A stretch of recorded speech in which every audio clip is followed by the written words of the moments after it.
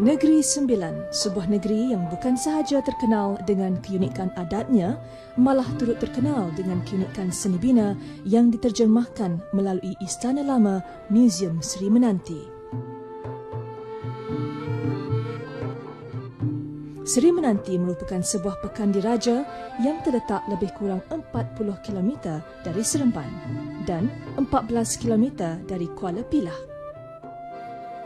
Dari Seremban ke Pekan Seri Menanti, kita akan melalui Bukit Putus yang terkenal dengan jalan raya yang berliku-liku dan curam serta dikelilingi dengan hutan yang tebal. Di sini juga, kita akan bertemu dengan sebuah taman rekreasi rimba iaitu Taman Ulu Bendu.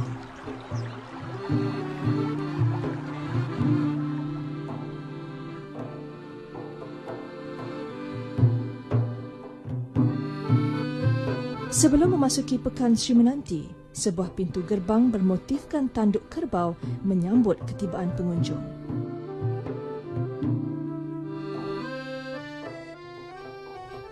Memasuki Pekan Seri Menanti ini seolah-olah kita memasuki zon masa zaman dahulu.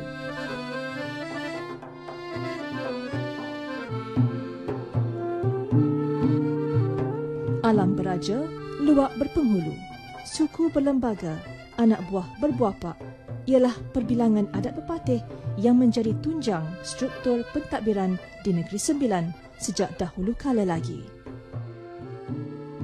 Penemuan asal-usul nama Seri Menanti boleh diambil dari pelbagai fakta yang dikumpulkan melalui beberapa sumber, sama ada secara lisan atau tulisan. Nama Seri Menanti adalah dipercayai diambil sempena nama seorang perempuan yang bernama Tok Seri. Tok Seri ini ialah isteri kepada seorang pembesar daripada Minangkabau iaitu Datuk Raja. Datuk Raja beserta rombongan laki-lakinya sahaja datang membuka pertempatan di daerah Seri Menanti ini yang pada awalnya bernama Londa Naga. Jadi Londa Naga itu bertukar nama sekarang ni Kampung Galau dan masih ada lagi. Jadi oleh kerana lama Datuk Raja ni membuka perkampungan dan sebagainya, isteri beliau yang tinggal di Minangkabau itu sentiasa berulang-alik ke Pengkalan menanti kepulangan suaminya. Jadi dipendekkan cerita, satu hari pulanglah Datuk Raja beserta orangnya menjemput anak isteri masing-masing. Dibawalah Tok Seri ini ke Kampung Galau ni, kemudian bertukarlah nama dinamakanlah Seri Menanti ini sempena nama isterinya Tok Seri. Itu satu versi. Versi yang kedua pula adalah dipercayai rombongan yang keempat, orang-orang Minangkabau juga, yang diketuai oleh Pawang Negeri, Datuk Putih dan Datuk Pandak. Mereka berdua ni serta rombongannya juga membuka pertempatan-pertempatan lagi sekitar Seri Menanti ini, dan semasa membuka kawasan-kawasan itu Pawang Negeri ini berjumpa dengan 3 batang padi yang berbuah, iaitu sebatang yang tinggi, sebatang yang sedang dan sebatang lagi itu yang rendah. Jadi yang tinggi itu dinamakan adalah diibaratkan sebagai raja, di tengah itu adalah undang atau penghulu, dan yang rendah itu adalah lembaga. Dan apa lagi dalam bahasa Jawa kuno, padi itu adalah disebut seri. Pada tahun 1898, Yam Tuan Sri Menanti, Tuanku Muhammad Shah Ibni Almarhum Yam Tuan Antah dan Datuk Undang yang 4 telah menandatangani satu perjanjian yang membawa kepada pelantikan Tuanku Muhammad sebagai pemerintah ke semua daerah dengan memakai gelaran yang di-Pertuan Besar Negeri Sembilan yang pertama. Peristiwa ini menandakan bermulanya amalan upacara istiadat penghulu mengadap yang di-Pertuan Besar yang diadakan 3 tahun sekali. Dengan adanya istiadat penghulu mengadap ini, yang di-Pertuan Besar Negeri Sembilan memerlukan sebuah istana yang boleh menampung upacara tersebut. Oleh sebab istana lama telah dibakar oleh tentera Inggeris semasa Perang Bukit Putus pada tahun 1875, maka Yam Tuanku Muhammad mengusulkan pembinaan sebuah istana baru di Seri Menanti. Istana ini mula dibina pada 5 November 1902. Tanpa teknologi moden, tanpa sebatang paku besi digunakan, Istana Lama Seri Menanti teguh berdiri sehingga kini.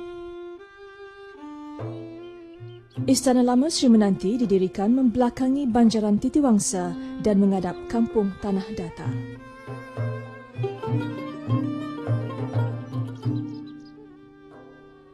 Istana ini siap dibina pada tahun 1908 dan dijadikan tempat bersemayam ke bawah Duli Yang Maha Mulia Yam Tuan Muhammad Ibni Almarhum Yam Tuan Antah sehinggalah tahun 1933. Reka bentuk asal bangunan ini telah disediakan oleh 2 tukang kayu yang bernama Kahar dan Taib. Tukang Kahar kemudiannya telah dianugerahkan gelaran Panglima Sultan atas jasa beliau itu. Reka bentuk asal ini kemudiannya diperincikan lagi oleh Ketua Pelukis Pelan JKR Seremban iaitu Encik Woodford.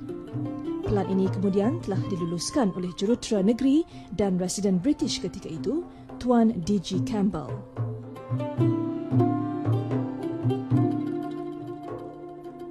Istana ini mempunyai prinsip reka bentuk simetri dengan keseimbangan di peringkat tampak, plan, butiran ukiran, struktur dan perancangan tapak.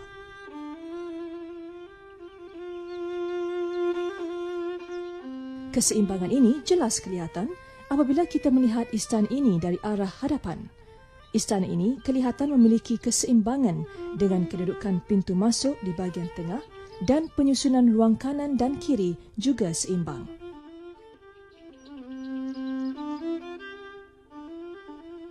Penyusunan setiap elemen yang terdapat pada istana seperti tingkap, panel dinding dan jerejak memperlihatkan berlakunya pengulangan bagi setiap susunannya.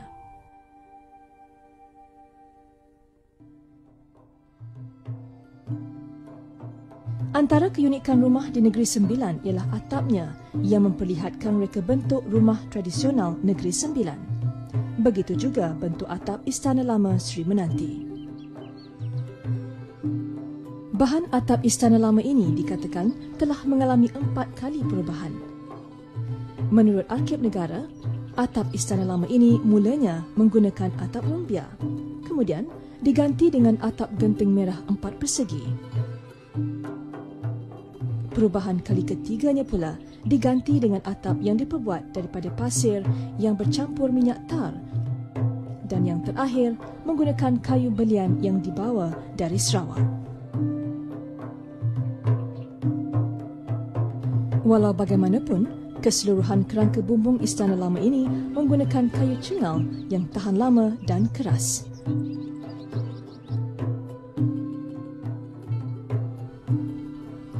Kerangka bumbung ini terdiri daripada kasau jantan, perabung, tumpu kasau, tebar layar, tunjuk langit, alang panjang, alang pendek dan gelegar. Bumbung Istana Lama ini adalah gabungan antara limas dan bumbung tebar layar. Terdapat satu binaan kayu di puncak bumbung limas yang dinamakan tunjuk langit. Elemen ini dibuat sebagai satu simbol kekuasaan Tuhan Yang Maha Esa. Di hujung perenggan bumbung terdapat tebar layar. Bumbung tebar layar ini dinaikkan sedikit pada bahagian hujungnya dan lentik ini dikenali sebagai gonjong. Tebar layar Istana Lama ini dibina cukup lebar untuk menahan daripada tempias hujan. Tebar layar merupakan laluan udara yang terletak pada kasau jantan di hujung atas dinding istana. Cucur atap dan unjuran alang panjang berperanan sebagai pengadang bayang.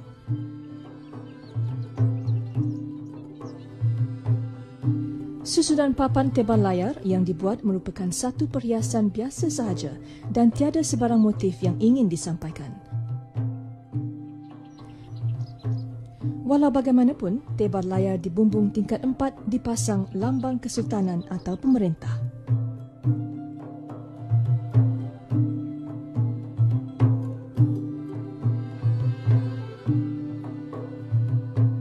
Keseluruhan Istana Lama ini membentuk kerangka segi 4 tepat.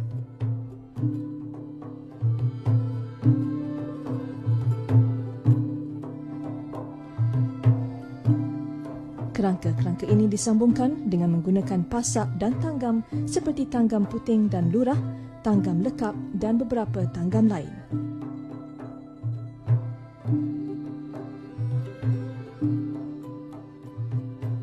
Terdapat 4 kerangka utama digunakan untuk membangunkan Istana Lama ini. Kerangka utama tersebut ialah tiang, rasuk, gelegar dan bumbung.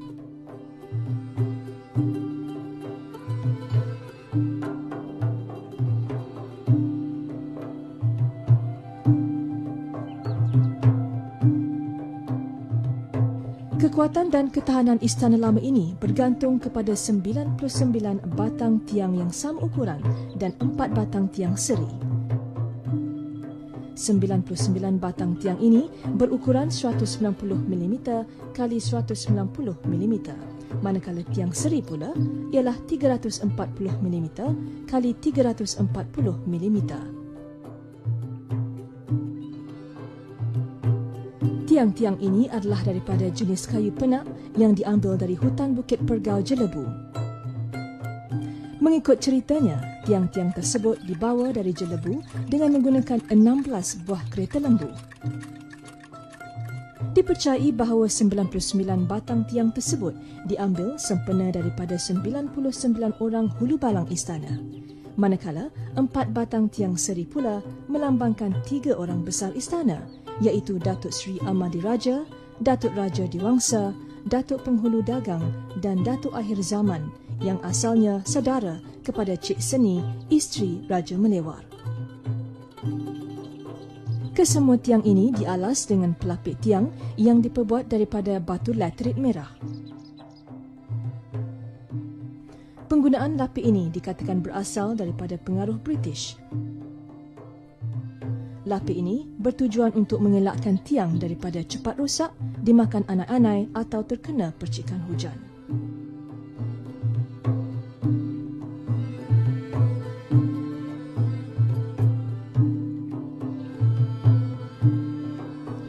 Hampir keseluruhan lantai Istana Lama ini dibina setinggi 3.6 meter dari aras tanah.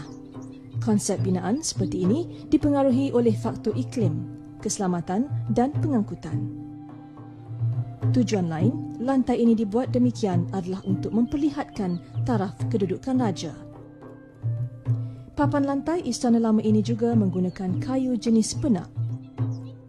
Lantainya berukuran 190 mm lebar kali 25 mm tebal.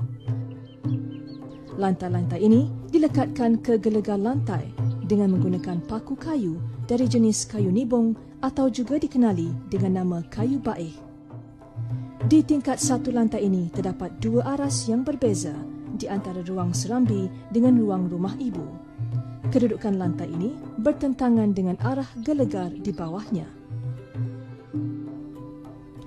Rasuk yang terdapat di bawah pelancar berukuran 236 mm kali 75 mm berfungsi sebagai penegak tiang seluruh istana.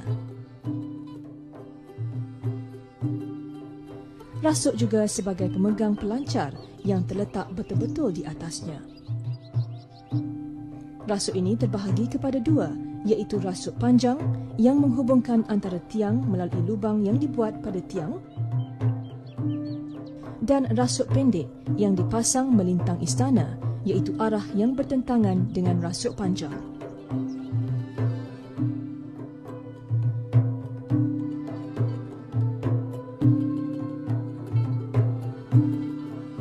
Bendul dibuat mengelilingi bahagian dinding luar Istana Lama ini dan disokong oleh rasuk lantai dan tiang. Bendul berukuran 125 mm kali 125 mm.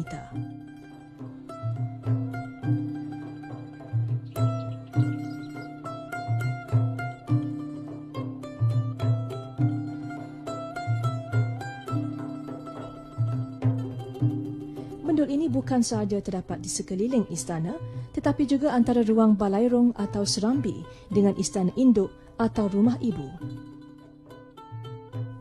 Fungsi bendul ini adalah sebagai penutup hujung lantai, sama seperti papan tumpu yang terdapat pada rumah-rumah biasa agar kelihatan lebih kemas. Bendul juga berperanan sebagai tempat meletakkan struktur dinding.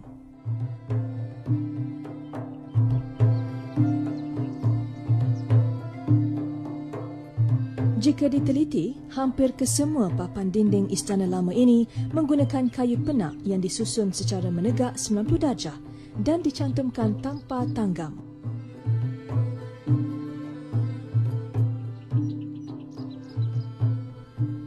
Dinding asal di Balairong Seri boleh ditanggal pasangkan. Ia bertujuan bagi mendapatkan cahaya matahari dan peredaran udara bergerak dengan bebasnya apabila diperlukan.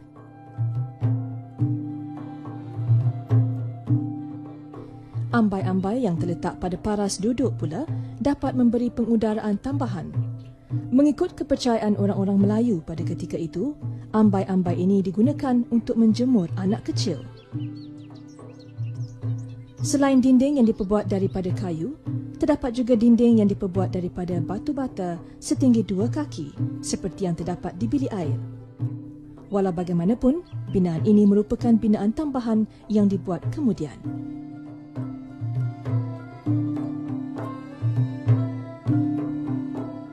Terdapat 3 jenis reka bentuk pintu di Istana Lama ini, iaitu pintu berdaun 2 berjejala, pintu berdaun 2 ram boleh laras dan pintu lipat.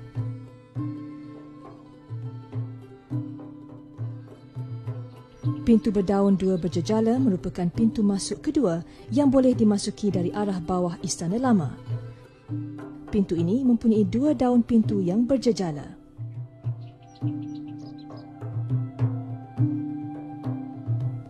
Pintu berdaun 2 ram boleh laras pula terdapat pada setiap ruang, seperti pintu bilik peraduan, pintu di antara serambi dengan ruang santapan dan pintu ke tingkat 2. Hiasan jejala terdapat hampir di atas setiap ambang pintu. Di bahagian atas, daun pintu terdapat ram atau kekisi boleh laras, manakala di bahagian bawahnya pula berpanel.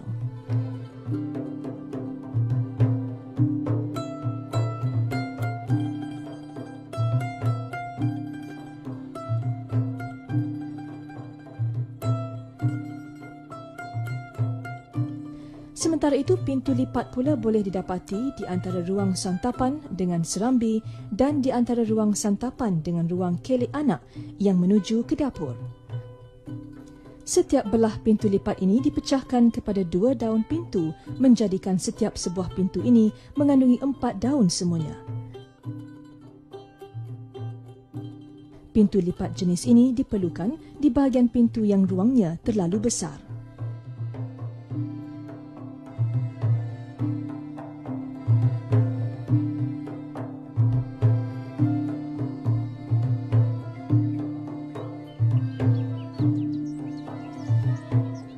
Terdapat 4 reka bentuk tingkap di istana lama ini, iaitu tingkap ram boleh laras berukuran kecil, tingkap ram boleh laras dan berpanel, tingkap berdaun kaca dan kayu, dan akhir sekali tingkap berdaun kaca.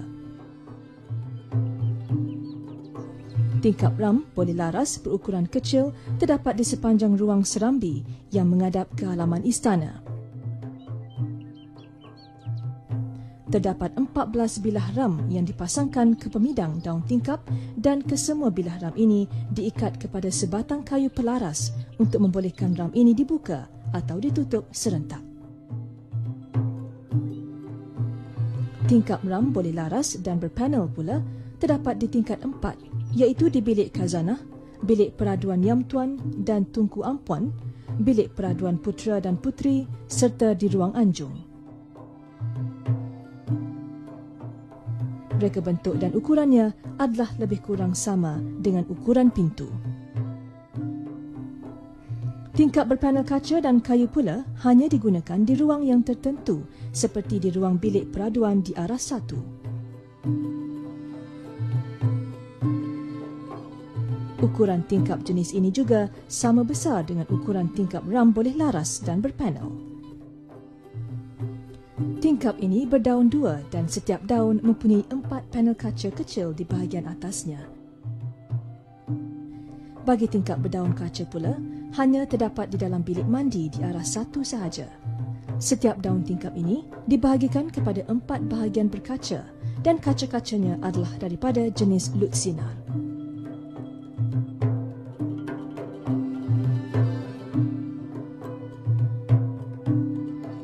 Istana lama Sri Menanti ini mempunyai 4 aras dan setiap aras dihubungkan dengan tangga-tangga khas. Terdapat 11 buah tangga kesemuanya termasuk tangga tambahan.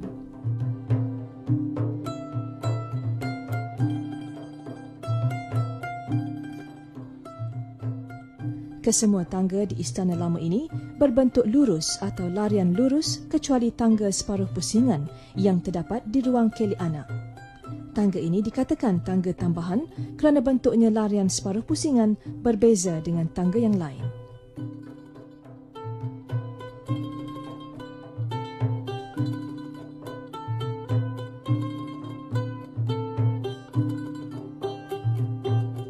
Penggunaan siling di dalam bangunan istana ini agak minimum.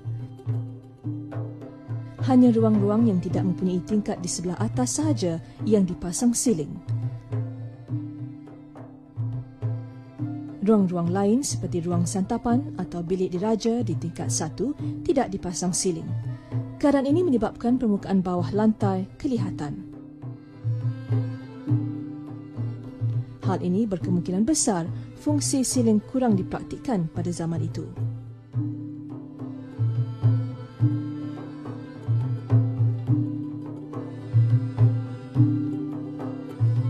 Bagai irama dan lagu tidak dapat dipisahkan.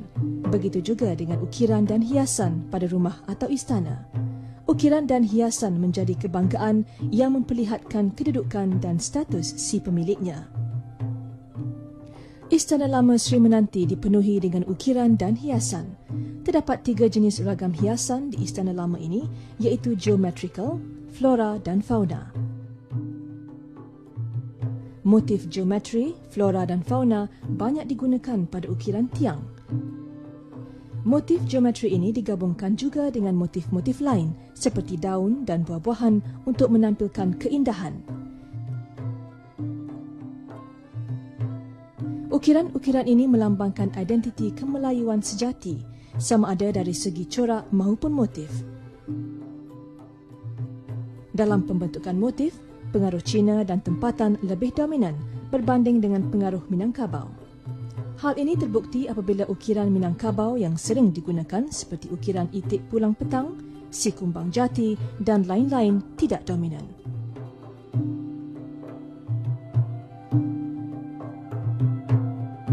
Terdapat sebanyak 48 batang tiang yang diukir dengan ukiran tebuk timbul pada bahagian hadapan dan bahagian tepinya. Tiang seri di pintu masuk ke ruang makan juga diukir dengan gabungan corak geometrikal dengan flora dan fauna. Jenis ukiran lambai boleh dilihat dari luar istana lama ini. Ukiran ini mengandungi reka corak penuh daun dan batang-batang menjalar yang juga dikenali awan larat. Kaedah pengulangan ukiran didapati hampir di setiap tiang. Pengulangan motif-motif pada ukiran adalah sama berat atau symmetrical.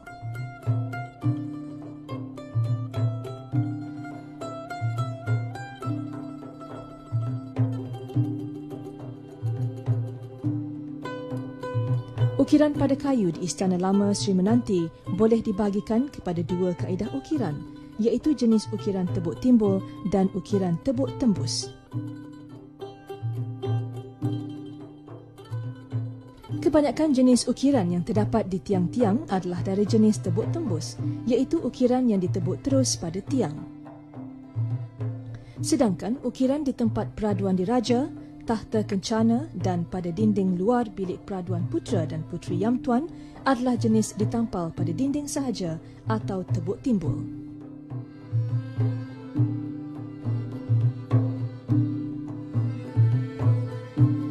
Istana Lama Sri Menanti ini mempunyai 4 aras. Ruang yang paling besar adalah di tingkat paling bawah dan semakin kecil di aras 3 dan 4. Setiap ruang mempunyai kepentingan yang tersendiri berasaskan kepada fungsi mengikut moral, peradaban, taraf dan pelakuan sebagai sebuah istana. Di aras 1 terdapat Balai Rong Diraja, Serambi Tengah, Balai Raja di Muda, Balai Undang, Ruang Santapan, Bilik Anak Raja yang Melawat, Bilik Tetamu, Bilik Beradu Tunku Dara dan Tunku Puteri, Bilik Peraduan Puteri Raja yang 4 dan Bilik Peraduan Putera yang 4.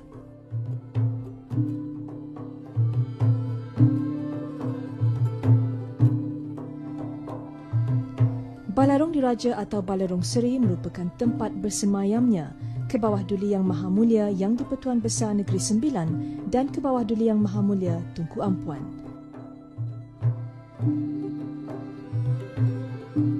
Balai Rong Diraja ini mempunyai 7 tingkat dan dihiasi dengan pelbagai ukiran. Di tingkat ke-7 terletaknya singgasana dan di tingkat yang lain pula duduknya orang 4 istana iaitu Datuk Seri Amar Diraja, Datuk Raja Diwangsa, Datuk Penghulu Dagang dan Datuk Akhir Zaman.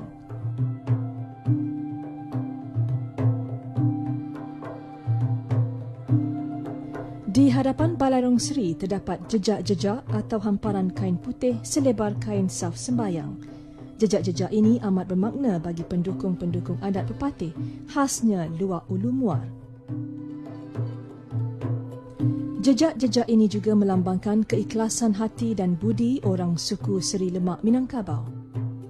Dan di sinilah tempat para undang yang 4 dan penghulu-penghulu luak merafak sembah ke bawah Duli Yang Maha Mulia setiap 3 tahun sekali.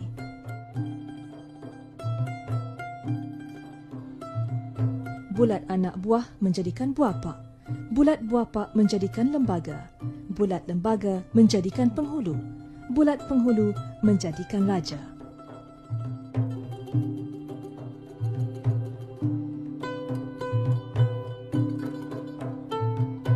Di hadapan Balai Rong Seri terletaknya Serambi Tengah. Serambi Tengah terletak di antara ruang santapan diraja dan Balai Undang. Di sepanjang dinding serambi ini terdapat panel berukuran 1.2 meter panjang kali 0.45 meter. Panel ini terletak di aras lantai dan diserikan pula dengan ambai-ambai bagi menggalakkan pengudaraan di ruang ini. Sementara itu, di bahagian siling pula terdapat deretan tiang guntung atau tiang gantung yang berukiran buah buton.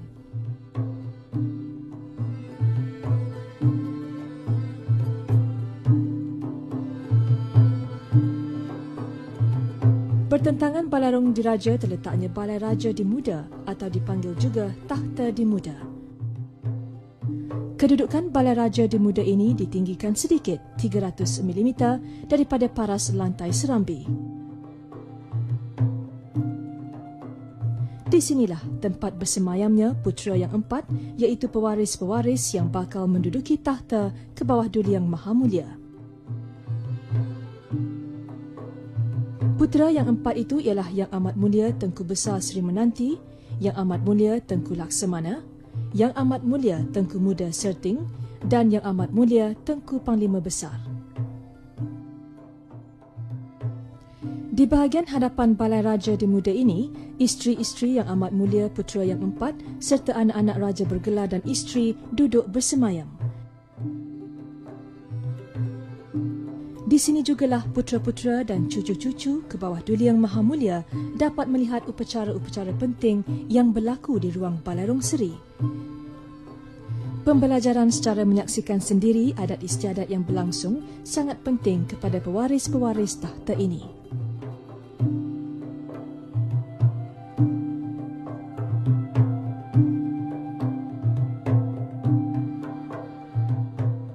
Ruang yang terletak di bahagian anjung Serambi dan berhampiran dengan pintu masuk utama Istana Lama ini dinamakan Balai Undang.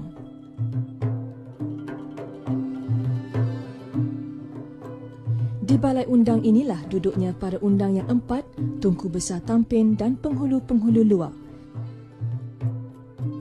Ruang ini juga dijadikan tempat menunggu bagi tetamu yang datang sebelum menghadap Yang Tuan. Susun atur Balai Undang ini selaras dengan tata cara menghadap Yang Tuan yang menampakkan ciri-ciri peradaban adat Melayu. Tilam pandak yang dialas dengan mengkuang adalah alas tempat duduk tetamu kehormat yang akan bersila ketika majlis berlangsung.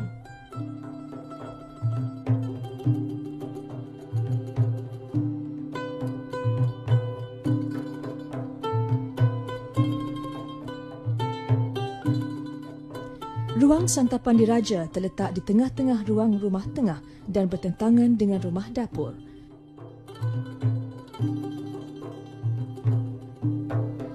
Ruang santapan ini mengandungi sebuah meja besar yang boleh menampung 16 kerusi makan ala Inggeris, 2 buah kerusi khas yang lebih besar dan tinggi berwarna kuning diraja dan berlambangkan cangai puteri adalah untuk kegunaan ke bawah Duli Yang Maha Mulia Yang Tuan dan ke bawah Duli Yang Maha Mulia Tunku Ampuan.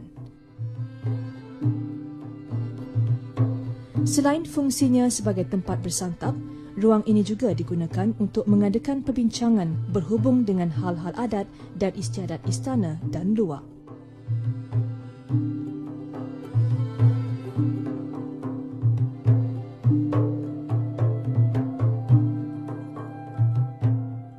Bilik anak raja yang melawat atau bilik tetamu terletak di sebelah kiri ruang santapan. Bilik ini merupakan bilik tetamu untuk anak-anak raja yang datang melawat seperti anak raja dari kampung tengah atau anak raja dari mana-mana kawasan. Bilik ini mempunyai sebuah katil, sebuah almari pakaian dan almari solik.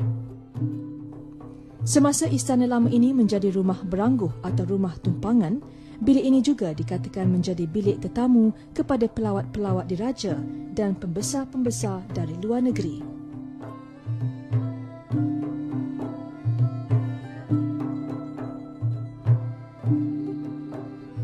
Bilik beradu Tunku Dara dan Tunku Puteri dibina di sebelah kanan ruang santapan.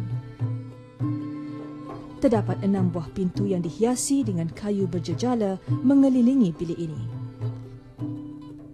Bilik ini telah dijadikan bilik pameran hiasan perkahwinan diraja setelah istana ini dijadikan muzium.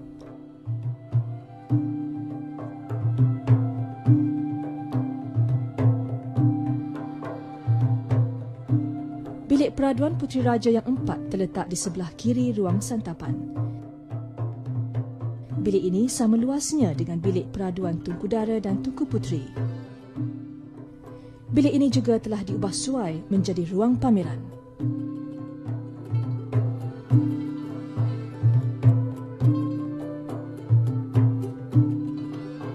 Sebuah lagi bilik beradu yang terdapat di ruang rumah tengah ini ialah bilik peraduan putera yang 4. Bilik ini juga terletak bersebelahan dengan ruang santapan di sebelah kanannya. Bilik ini mempunyai sebuah katil, sebuah almari dan sebuah almari solek. Bilik ini bersambung dengan sebuah bilik lain yang mempunyai 2 buah katil kecil untuk kegunaan para tetamu. Reka bentuk siling yang tinggi di bilik ini berkonsepkan kepuk padi seperti kebanyakan rumah tradisional Negeri Sembilan.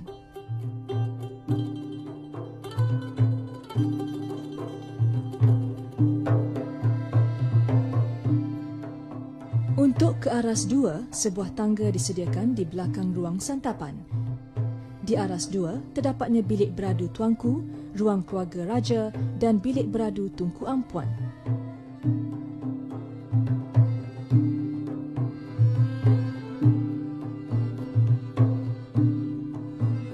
Bilik beradu tuanku terletak di bahagian yang strategik dengan anjungnya yang memanjang cantik.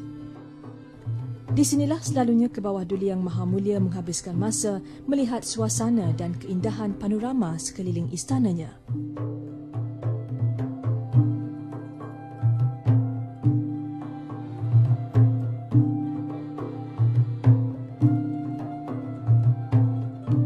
Terdapat sebuah ruang yang digunakan untuk ruang keluarga raja yang terletak di tengah-tengah di antara bilik peraduan Yang Tuan dengan bilik peraduan Tunku Ampuan.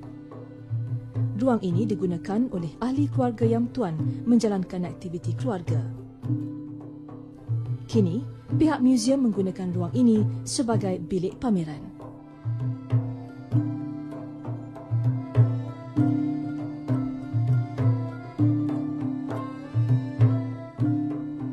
Bilik peraduan Tunku Ampuan terletak di sebelah kanan ruang keluarga.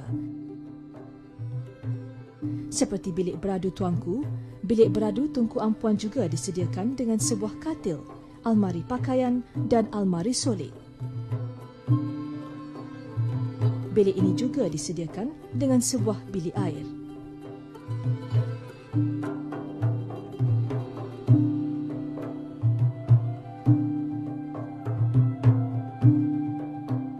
Untuk ke aras 3, kita terpaksa menaiki sebuah tangga yang agak curam. Tangga ini terletak di bahagian tengah ruang keluarga. Di aras 3 ruang ini ialah bilik peraduan Yang Tuan dengan Tunku Ampuan. Apabila Yang Tuan berpindah ke istana baru yang diberi nama Istana Besar Seri Menanti pada tahun 1933, ruang ini kemudiannya dihaskan untuk cucu-cucu Yang Tuan bermain.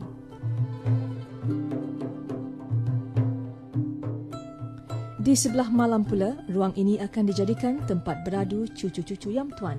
Tilam dan bantal-bantal akan dibawa ke ruang ini dari atas loteng atau aras 4.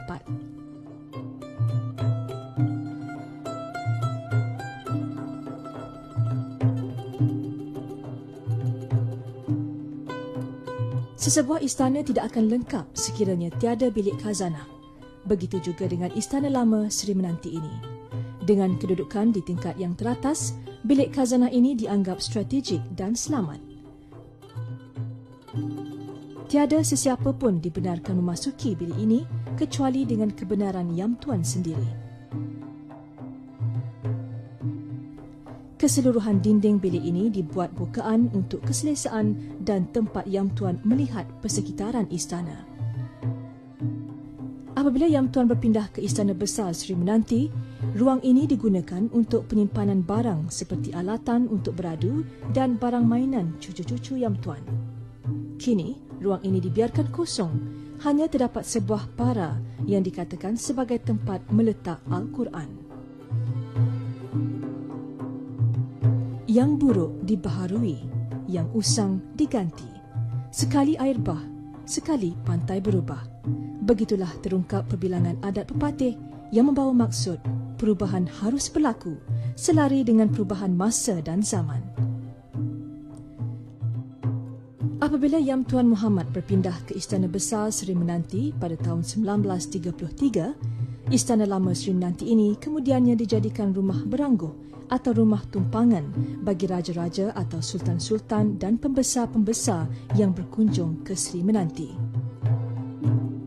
Pada tahun 1959 hingga 1964, Istana Lama ini telah dijadikan Sekolah Menengah Agama Tinggi Negeri Sembilan. Kemudian pelajar-pelajar ini dipindahkan ke Kampung Merbah Sikamat Negeri Sembilan sehinggalah ke hari ini. Kemudian pada tahun 92, 14 Julai tahun 92, istana ini dengan keizinan Kebahduli Tuanku dijadikan pula Museum Diraja Seri Menanti hinggalah ke hari ini. Sebagai Museum Diraja, pelancong berpeluang melihat dan mengkaji sendiri beberapa alat kebesaran diraja seperti alat cop mohor, tengkolok dendam tak sudah, pakaian rasmi diraja dan replika pinggan mangkuk yang digunakan oleh keluarga diraja ini.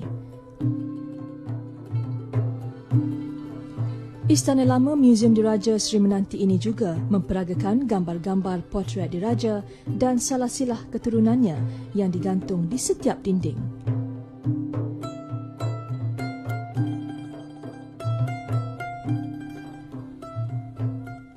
Sementara itu, di halaman Istana Lama Museum Diraja ini telah dibangunkan sebuah replika batu kasur. Batu kasur yang terdapat di sebelah bangunan Museum Diraja Seri Menanti ini adalah replika batu kasur yang terdapat di Sumatera Barat atau Pagaruyung. Tetapi di Minangkabau, ia dinamakan Batu Seribu Perjanjian. Batu kasur ini adalah diguna untuk menguji ketahanan seseorang putera raja yang akan dirajakan di Negeri Sembilan ini.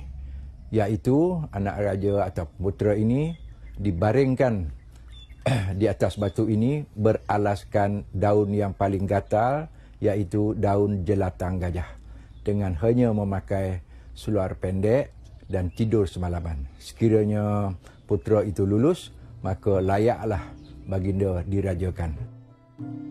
Berhampiran Istana Lama Museum Diraja ini terdapat panca persada yang digunakan oleh Yang Tuan untuk bersiram ketika upacara pertabalan. Selain itu, terdapat sebuah tasik yang mempunyai cerita tersendiri. Menurut ceritanya, ketika Datuk Raja sampai di Seri Menanti, beliau berhenti di tepi sebuah tasik yang terdapat kesan-kesan alur yang kononnya dilalui oleh naga atau ular besar. Oleh sebab itulah, tasik ini dinamakan Tasik Londar Naga. Sebuah lagi tempat yang menjadi tarikan pengunjung di sekitar Istana Lama Museum Diraja ini ialah Makam Diraja.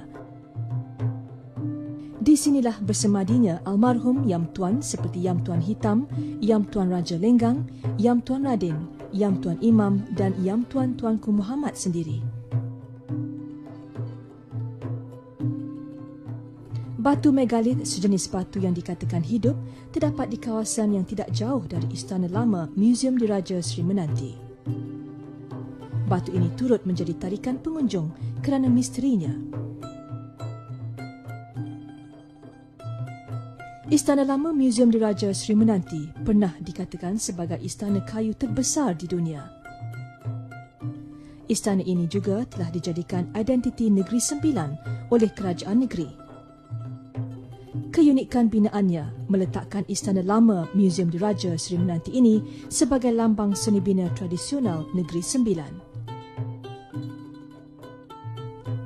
Dengan berfungsinya Istana Lama Seri Menanti sebagai Museum Diraja, maka dapatlah kita mempelajari tata susila dan adat istiadat diraja serta pemerintahan pada zaman silam, di samping meningkatkan lagi semangat patriotisme kita sebagai rakyat Malaysia. Bak kata perbilangan, nak tahu panjangnya sungai, tanya pada seluang. Nak tahu dalamnya lubuk, tanya pada memerang. Nak tahu tebalnya belukar, tanya pada pak belang. Nak tahu tingginya langit, tanya pada enggang. Nak tahu teluk nan berliku, tanya pada bebarau. Nak tahu belukar nan menumpuk? Tanya pada denak. Nak tahu padang nan lebar? Tanya pada belalang. Dengan itu, jika ingin tahu tentang pemerintahan Diraja Negeri Sembilan, lihat dan tanyalah pada peninggalan sejarah yang ada di Istana Lama Museum Diraja Seri Menanti ini.